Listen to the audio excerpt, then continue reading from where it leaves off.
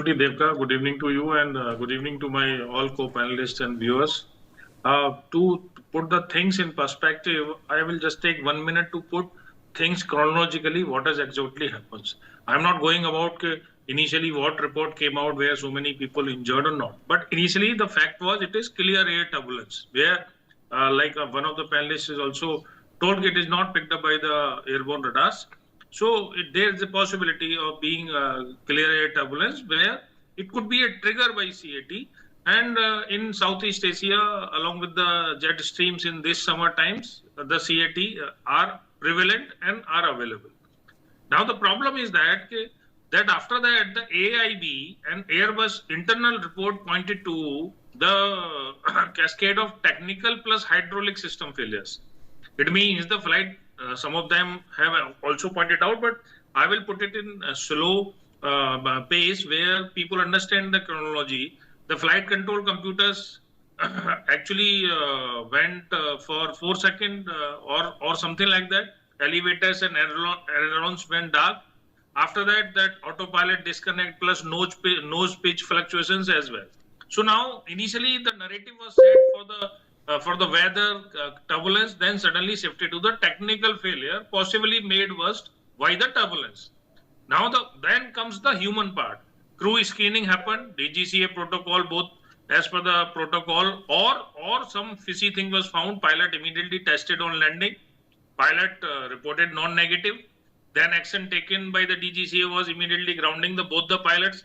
Now the problem is the investigation is still determining if this is directly caused or worsened the mishandling of the control loss.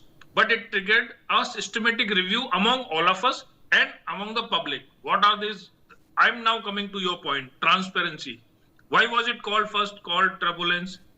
When FDR data showed computer or hydraulic failures, is what about real-time reporting? Why the investigation report is not happening? Why, if passengers are traveling, it's such a growing aviation market, why we are not supposed to know all these things, why it's happened? Now, technical point, what caused the 4-second flight computer blackout? Hardware, software, or power, or hydraulic on a A320 Neo. It is a 320 Neo aircraft. Then why the crew actually? What was the crew impairment? Was it under influence of a psychoactive material? What did the role he plays in the autopilot disconnect or controlling the aircraft? Seatbelt sign was off, no warning.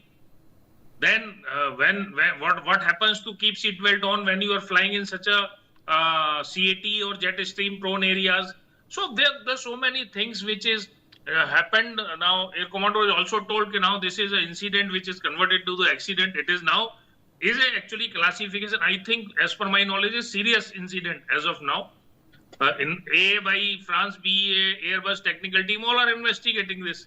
So the bottom line remains what I will finish my talk in terms that initial turbulence only being challenged, focuses on technical failure, then autopilot disconnect, then the crew response, then the injury outcome, and plus the separate but serious crew substance screening. And after that, the maximum focus is gone, like every panelist has told. Why not Kolkata, Patna, Lucknow? Why Delhi? So these are the very, very serious issues. And this lackluster attitude actually should be over in India. Though we are still, I would say, still one of the safest country in as far as aviation is concerned. I'm not saying our rating has gone down, but I'm surprised why this happens every time with Air India. Back to you. Right, absolutely. Group Captain